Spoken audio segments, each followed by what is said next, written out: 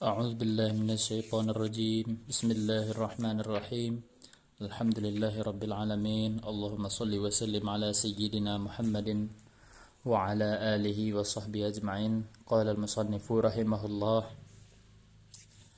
Jadi kita akan membacakan kitab Safinatun Najah karangan daripada seorang yang sangat alim dari negeri Hadramut. Beliau bernama Al-Faqih Al-Muhaqqiq Salim bin Abdullah Ibnu Subair Al-Hadrami Asy-Syafi'i.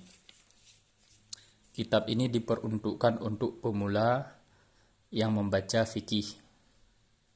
Pembahasannya singkat dan penting.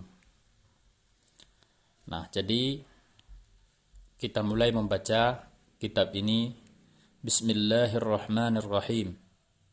Alhamdulillahi rabbil alamin wa bihi nasta'inu ala umurid dunya waddin wa sallallahu wa sallama ala sayyidina Muhammadin khatamin nabiyyin wa alihi wa sahbihi ajma'in wa la hawla wa la quwwata illa billahil aliyyil azim.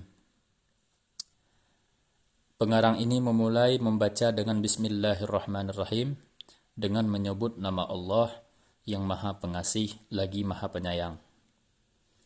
Karena ada satu hadis di mana hadis tersebut Rasulullah sallallahu alaihi wasallam bersabda, "Kullu amrin dzibalin la yubda'u fihi bi bismillahirrahmanirrahim fahuwa aqta."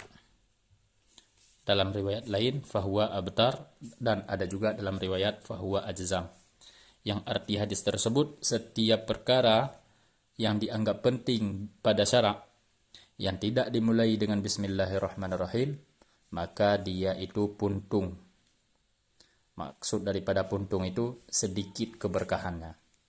Maka kitab ini telah membuktikan bahwa keberkahan daripada pengarang, keberkahan daripada yang dikarangnya, yaitu kitab Safinatun Najah ini, membuktikan bahwa kitab ini berkah dengan selalu dibaca di banyak peminat yang membaca kitab tersebut. Ini membuktikan bahwa harapan beliau dikabulkan oleh Allah Subhanahu wa taala. Nah, jadi ada yang penting daripada bismillah ini adalah hukum membaca bismillah. Hukum membaca bismillah itu ada 5. Yang pertama, hukum membaca bismillah ini adalah wajib. Membaca bismillah itu wajib. Kapan wajib itu? Yaitu ketika kita membaca Fatihah di dalam sholat. Bismillahirrahmanirrahim.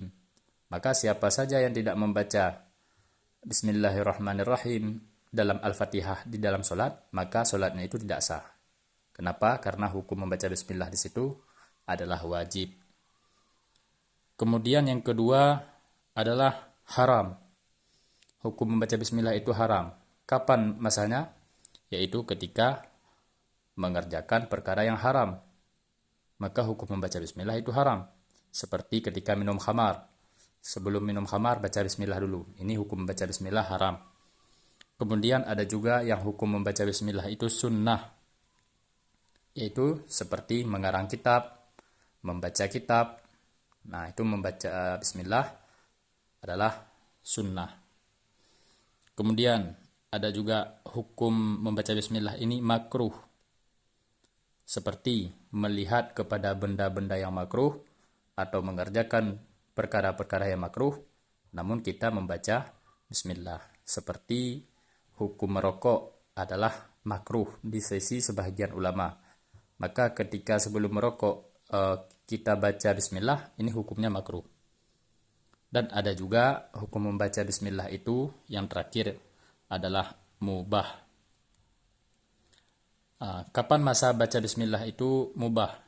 Yaitu ketika pada perkara-perkara yang tidak ada kemuliaan dalam perkara tersebut dan tidak juga tercela.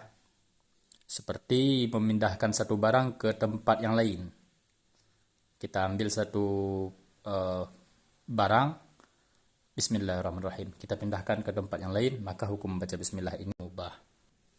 Nah, jadi bisa kita simpulkan bahwa hukum membaca bismillah ada yang wajib, ada yang haram, ada yang sunnah, ada makruh, dan ada juga yang mubah.